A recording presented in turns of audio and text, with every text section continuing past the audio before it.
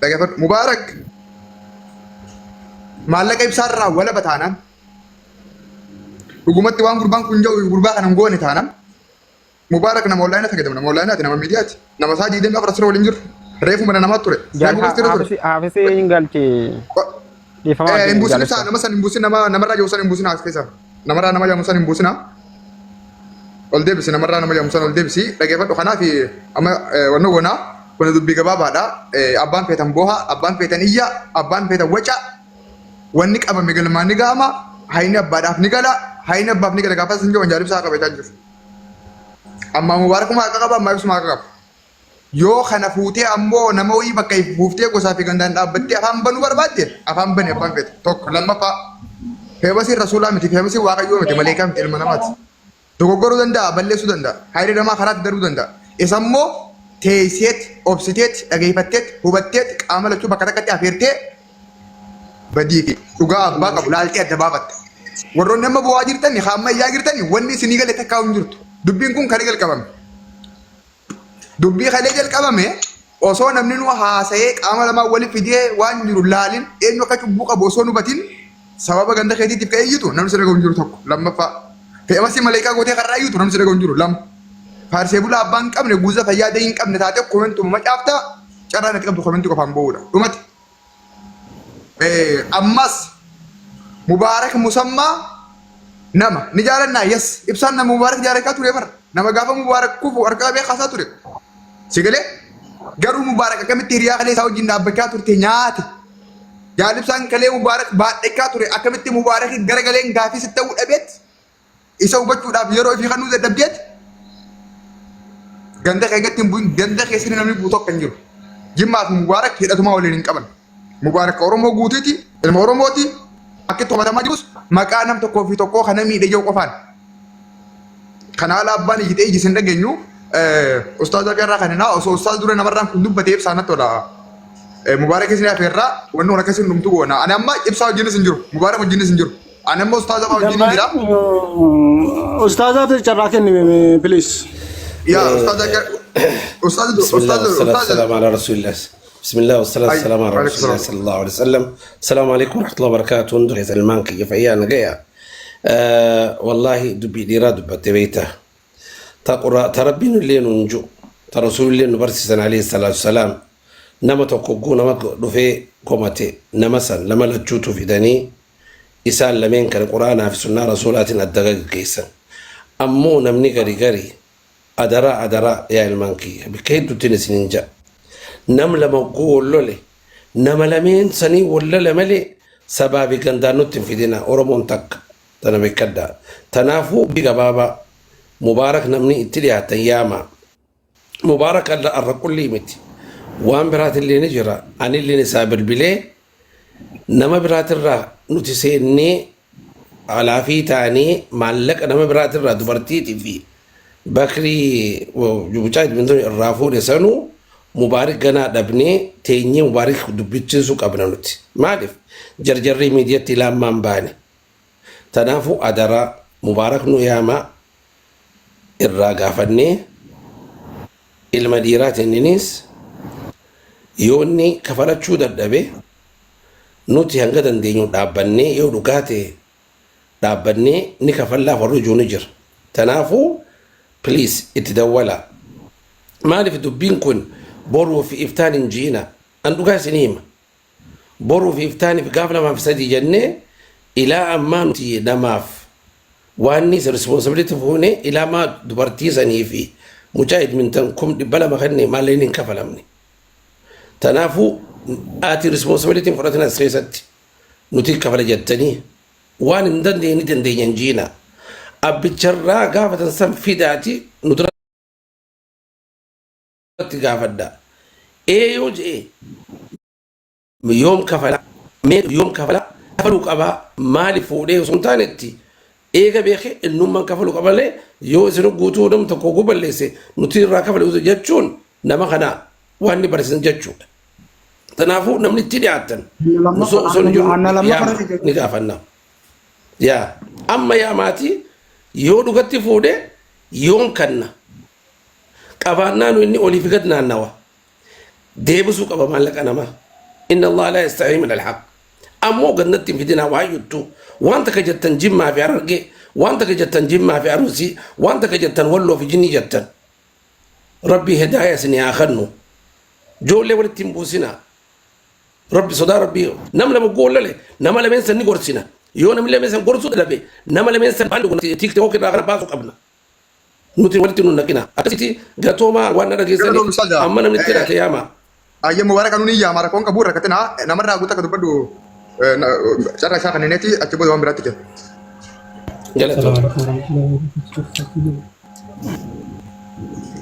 namarra kayat bilu ring kita Bila benjira kam jirtu nagaa keessanii?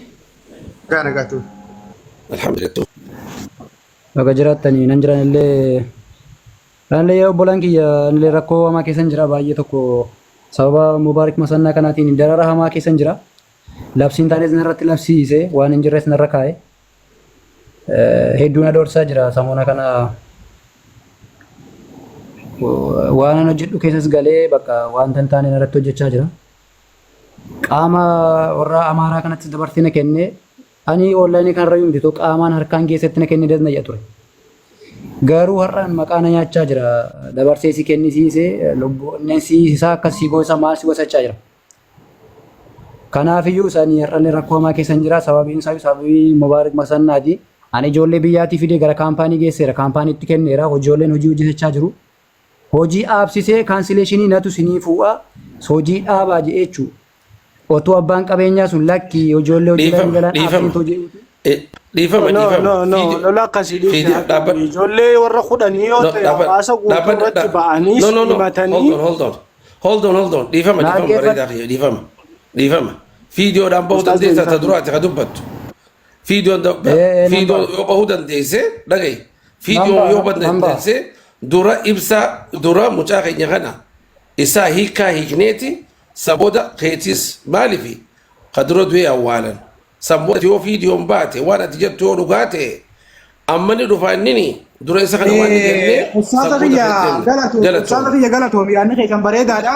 Ustaaza waan qasame yeroo tokko hafiz koyo gutakate dhimmi kun walumaan haasawaa turree wal qabata lachuutu dhimmi wal ijoollee wal laggaatii fi dhimmi kiyyaas walumaan haasawaa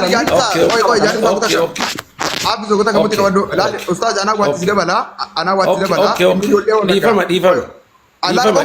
gaarii goote gaarii goote maan balleessine anaa waan akkasitti hima dhimmi ijoollee wallaggaa edda dura halgadduma miidiyaa kana gubbaa bule nama 13 14 gubbatti miidiyaa gubbaa bulee ilmaan oromoo namni 4 Itoophiyaa irraa qarshii 100 meeqa baasanii Dubaay dhaqanii ji'a meeqa dalagaa dhabanii nyaataa dhugaatii dhabanii alaggatamanii sigalee ilmaan san haareetti haadhaa fi abbaa wallaggaa kan ibiddaan gubachaa jirurraa qarshiin eega Dubaay dhaqan haaree funaanamee hanga ammaan tanatti furmaatan arganne hayyau nuu miti ijoollee amaaraatu intala maaloo yaamtu feemasitti gudditti haadhamileen meeqa nama 14 guutuu wali qabdee irraa haasawaa bulti. Mubaarak mataan isaa kitti hirmaatee jira namarraa mataan isaa kitti hirmaatee jira dubbiin kunii fi dubbiin jaalibsaa walumaan jira miidhamni mubaarak musammaa namarraa hangee haja'uun haasawamaa jira malee waan adda fagaataa miti kanaas mubaarak dhufee deebii kan nu danda'a keessa deebii kan nu danda'a rakkoon kun mubaarak gubbaa jira. Dabbaan koo meel takka carraanaa kenna mee guutakka carraanaa kenna gaafii tokkoon isinirraa qaba.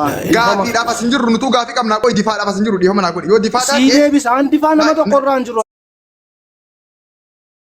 Si gaafachaa hin jiru waan haabis an si gaafachaa hin jiru dhiifama naa godhi guutakka gaafii sirraa hin qabu waan na deebistu hin qabdu namni si gaafachaa jiru hin jiru. Yoo akka Oromoo tokkotti bakka dhugaatiin dhaabbadhe gette dhugaa baasuudhaaf lafa malee difaadhaa fi deebii namaa kennuudhaaf. Dhugaadhuma baasuuf hin laffaa jira. Kanaaf dabbaan maal ta'a? Obboleessa kiyya guutakka haafis yoo na beekuu baatte rakkoon qabu guutakka obsilaa. Ani ustaazaa fi ibsaa jira. Dhimmi namarraatii fi dhimmi jaalibsaa tokkuma lachuu mubaarak musammaa barbaada lachuu bakka takka ka'e. Hundinuu miidiyaa irra bee jira hundi bakkuma takka jira mubaarak isa kana lachuu irraa buusuu qaba. Dubbii gabaabaadha amma. Khalas galatoomuu yaama. No yaama galatoomii wallaahi. Ayyaa amma dubbachuun hin danda'a. Dubbadhu. Assalaamu alaikum warahmatullahi wabarakatuh. Warri muslimaa warri kaan qabuutan nageenyi isin haa ta'u. Maali beektaa? Dubbachuu danda'a jarraan kana marraa? Ibsaa. Namarraan dubbatee bitee kan eessa turte ati? Entumurree dhaqee har'a bulee malee. Viidiyoo kan danda'an akkasii hafe. فيديو بناتيات ما ديسي بر نمرة فول لك أنك شاكين كابو بقربان من ميديا قبا أولو بر وين ركوكا بر No, video banatee nu Nanaasa uumaa tokko mucaan fuula bal'ata rakkoon qabu.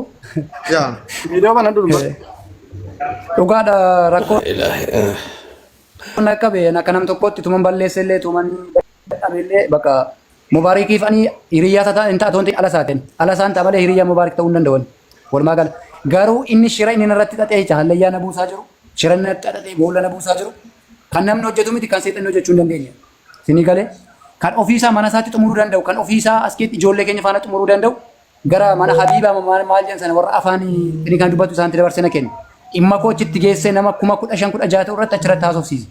Sinii galee dhimmi koo kun yoo anarra darbe yoo abbaa kaampaanii sanarra yoo darbe yoo humna abeeyyuusa ijoolleen Oromoo kan isa caalan isaa ta'u kan isaan gadi yoo ta'e ijoolleen Oromoo meeqa jira ture kan rakkoo kana furuu danda'an.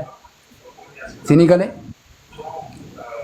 akka ijoolleen hojii hin hojjenne kan taasise Mubaarik ana akka nam tokkootti itti dadhabees itti kitaare waan meeqaan itti qisaasee yaada qisaasee kiisii kootti qisaasee ijoollee kana fidee bakka kanaan ga'e. Akka ijoolleen kun kaampaanii sana keessa akka hojii hin hojjenne labsii kan baase Mubaarik Maasannaati. Erga labsii baase ijoolleen kun hanga har'aatti hojii hojjechaa hin jiran.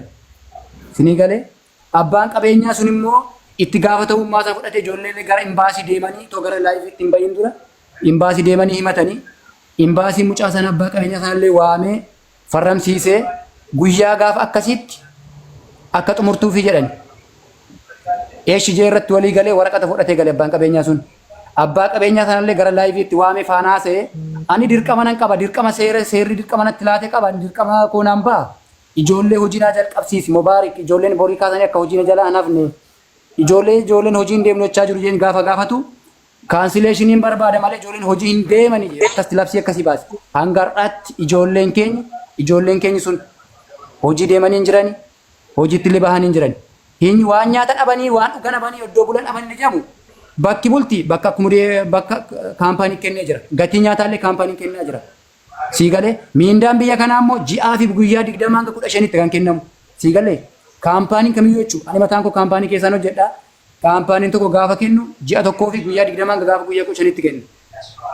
Achi keessaa immoo ijoolleen dhufanii ji'a 2 guutanillee hin jiran.